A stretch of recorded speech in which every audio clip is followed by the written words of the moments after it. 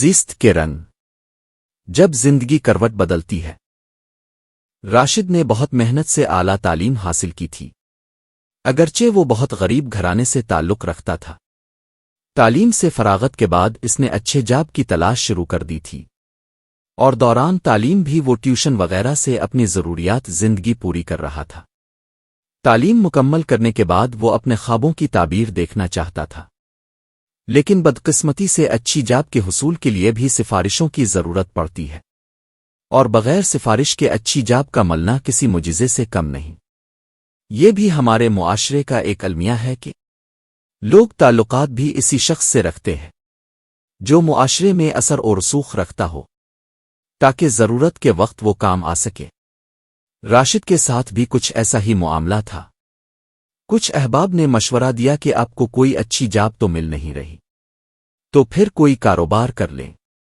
کاروبار کے لیے اس کے پاس پیسے تو تھے نہیں، چنانچہ اپنے رشتہ داروں میں جو صاحب حیثیت لوگ تھے ان سے راشد نے ادھار پیسے مانگنے شروع کیے تاکہ کوئی کاروبار کر سکے، لیکن سب نے کچھ نہ کچھ بہانہ بنایا اور پیسے دینے سے انکار کر دیا۔ رشتہ داروں کا یہ کہنا تھا کہ راشد کو اگر ہم نے پیسے دے دیے تو واپس کہاں سے دے گا اور ہمارے پیسے ڈوبنے کا خطرہ ہے، اس لیے بہتر یہی ہے کہ کوئی نہ کوئی بہانہ بنا کر معذرت کر لو۔ اور یہی کچھ ان سب نے کہا۔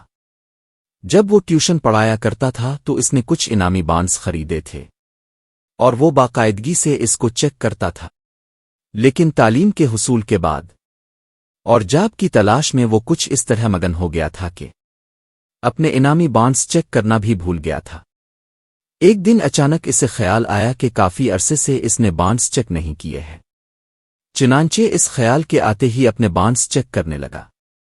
بانڈز چیک کرتے کرتے اس کی نظر ایک بڑے انعام پر پڑی، اور پھر اپنے ایک انعامی بانڈز کے نمبر پر پڑی، تو اس کی خوشی کی انتہا نہ رہے کہ اسے ایک بڑا انعام لگ چکا تھا۔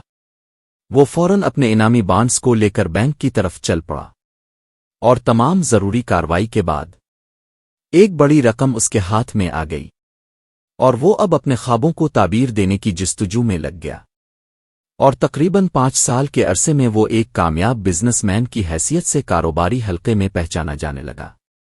جو رشتہ دار اسے چند ہزار رقم دیتے ہوئے ہچکچا رہے تھے وہ اب شرمندہ نظر آ رہے تھے۔